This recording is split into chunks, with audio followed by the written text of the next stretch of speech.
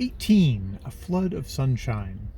Arthur Dimmesdale gazed into Hester's face with a look in which hope and joy shone out, indeed, but with fear betwixt them, and a kind of horror at her boldness, who had spoken what he vaguely hinted at, but dared not speak. But Hester Prynne, with a mind of native courage and activity, and for so long a period not merely estranged but outlawed from society, had habituated herself to such latitude of speculation as was altogether foreign to the clergyman. She had wandered without rule or guidance in a moral wilderness as vast as intricate and shadowy as the untamed forest, amid the gloom of which they were now holding a colloquy that was to decide their fate. Her intellect and heart had their home, as it were, in desert places where she roamed as freely as the wild Indian in his woods. For years past he had looked from this strange point of view at human institutions, and whatever priests or legislators had established, criticizing all with hardly more reverence than the Indian would feel for the clerical band, the judiciary robe, the pillory, the gallows, the fireside, or the church. The tendency of her fate and fortunes had been to set her free. The scarlet letter was her passport into regions where other women dared not to tread. Shame, despair, solitude, these had been her teachers, stern and wild ones, and they had made her strong, but taught her much amiss.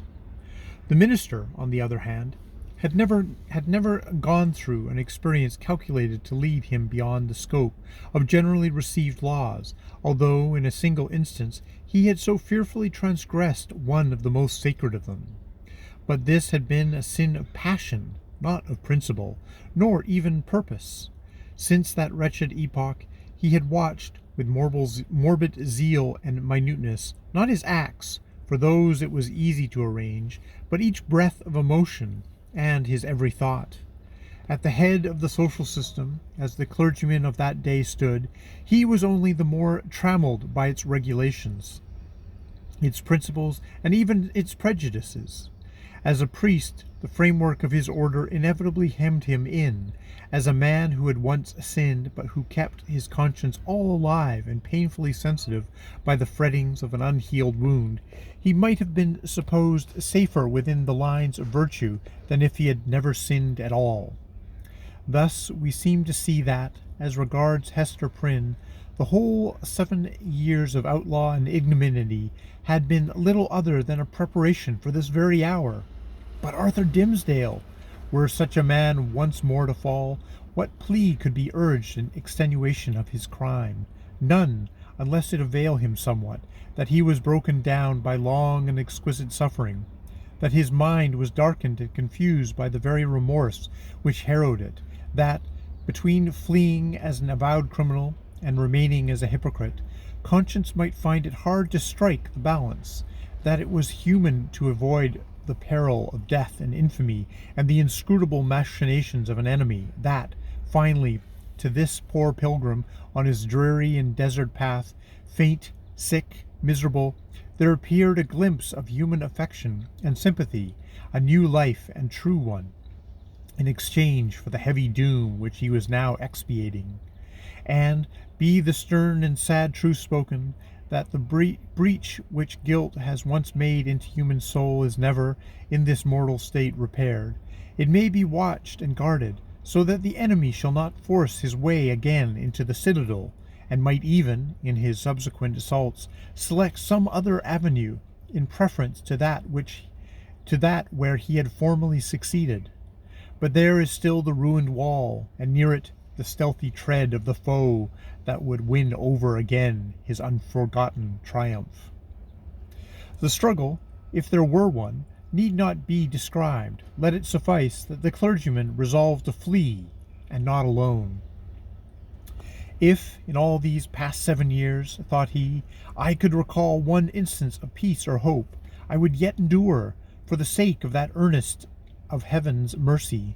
But now, since I am irrevocably doomed, wherefore should I not snatch the solace allowed to the condemned culprit before his execution?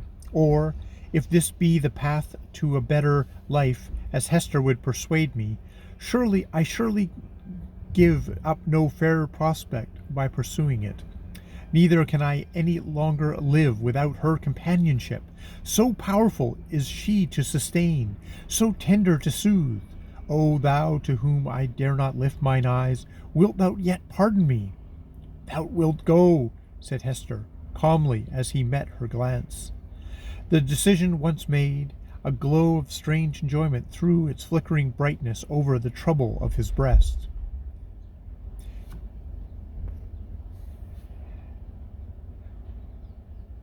It was the exhilarating effect upon a prisoner just escaped from the dungeon of his own heart, of breathing the wild, free atmosphere of an unredeemed, unchristianized, lawless region. His spirit rose, as it were, with a bound and attained a nearer prospect of the sky than throughout all the misery which had kept him groveling on the earth. Of a deeply religious temperament, there was inevitably a tinge of the devotional in his mood. "Do I feel joy again?" cried he, wondering at himself. "Methought the germ of it was dead in me. O Hester, thou art my better angel. I seem to have flung myself, sick, sin-stained, and sorrow-blackened, down upon these forest leaves, and to have risen up all made anew, and with new powers to glorify him that hath been merciful. This is already the better life. Why did we not find it sooner?" "Let us not look back," answered Hester Prynne. "The past is gone. Wherefore should we linger upon it now? See, with this symbol I undo it all, and make it as if it had never been." So speaking, she undid the clasp that fastened the scarlet letter, and taking it from her bosom, threw it a distance among the withered leaves. The mystic token alighted on the hither verge of the stream. With a hand's breadth farther flight it would have fallen into the water, and have given the little brook another woe to carry onward, besides the unintelligible tale which it still kept murmuring about. But there lay the embroidered letter, glittering like a lost jewel, which some ill-fated wanderer might pick up, and thenceforth be haunted by strange phantoms of guilt, sinkings of the heart, and unaccountable misfortune. The stigma gone, Hester heaved a long, deep sigh, in which the burden of shame and anguish departed from her spirit. Oh, exquisite relief! She had not known the weight until she felt the freedom. By another impulse, she took off the formal cap that confined her hair, and down it fell upon her shoulders, dark and rich, with at once a shadow and a light in its abundance, and imparting the charm of softness to her features. There played around her mouth and beamed out of her eyes a radiant and tender smile that seemed gushing from the very heart of womanhood. A crimson flush was growing on her cheek that had been long so pale. Her sex, her youth, the whole richness of her beauty came back from what men call the evocable past, and clustered themselves with her maiden hope and a happiness before unknown within the magic circle of this hour. And, as if the gloom of the earth and sky had been but the effluence of these two mortal hearts, it vanished with their sorrow, and all at once, as with a sudden smile of heavens, forth burst the sunshine, pouring a very flood into the obscure forest, gladdening each green leaf, transmuting the yellow fallen ones to golden, and gleaming down the grey trunks of the solemn trees. The objects that had made a shadow hitherto embodied the brightness now. The course of the little brook might be traced by its merry gleam afar into the wood's heart of mystery, which had become a mystery of joy. Such was the sympathy of nature, that wild heathen nature of the forest, never subjugated by human laws, nor illuminated by higher truth, which the bliss of these two spirits, love, whether newly born or aroused from a death-like slumber, must always create a sunshine filling the heart so full of radiance that it overflows upon the outward world, Had the forest still kept its gloom, it would have been bright in Hester's eyes, and bright in Arthur Dimmesdale's. Hester looked at him with a thrill of another joy. "Thou must know Pearl," said she. "Our little Pearl. Thou hast seen her. Yes, I know it. But thou wilt see her now with other eyes. She is a strange child. I hardly comprehend her, but thou wilt love her dearly, as I do, and wilt advise me how to deal with her." "Dost thou think the child will be glad to know me?" asked the minister, somewhat uneasily. "I have long shrunk from children, because they often show a distrust, a backwardness to be familiar with me. I have ever been afraid of little Pearl." "Ah, that was sad," answered the mother. "But she will love thee dearly, and thou her. She is not far off. I will call her. Pearl, Pearl." "I see the child," observed the minister. "Yonder she is, standing in a streak of sunshine, a good way off, on the other side of the brook. So thou thinkest the child will love me?" Hester smiled, and again called to Pearl, who was visible at some distance, as the minister had described her, like a bright apparelled vision in a sunbeam which fell down upon her through an arc of boughs. The ray quivered to and fro, making her figure dim or distinct, now like a real child, now like a child's spirit, as the splendor went and came again. She heard her mother's voice and approached slowly through the forest. Pearl had not found the hour pass wearisomely, while mother sat talking with the clergyman. The great black forest, stern as it showed itself to those who brought the guilt and troubles of the world into its bosom, became the playmate of the lonely infant, as well as it knew how. Somber as it was, it put on the kindness of its moods to welcome her. It offered her the partridge berries, the growth of the preceding autumn, but ripened only in the spring, now red as drops of blood upon the withered leaves. These Pearl gathered, and was pleased with their wild flavor.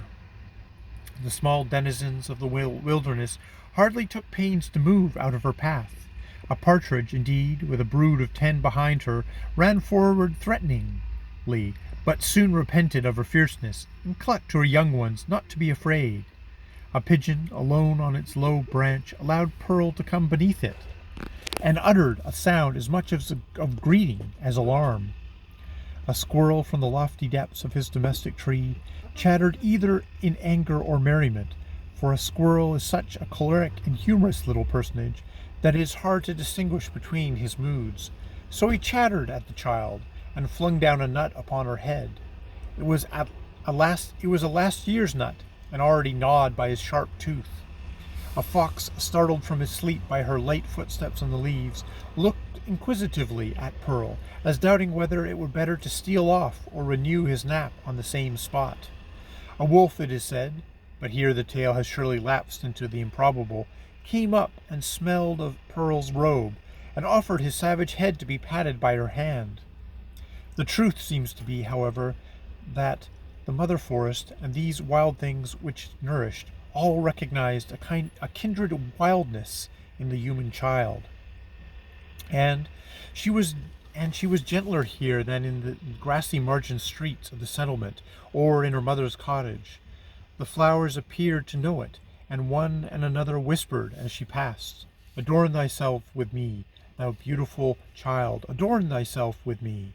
And to please them, Pearl gathered the violets and anemones and columbines and some twigs of the freshest green, which the old trees held down before her eyes. With these she decorated her hair and her young waist, and became a nymph child, or an infant dryad, or whatever else was in the closet sympathy with the antique wood. In such guise had Pearl adorned herself when she heard her mother's voice and came slowly back. Slowly, for she saw the clergyman.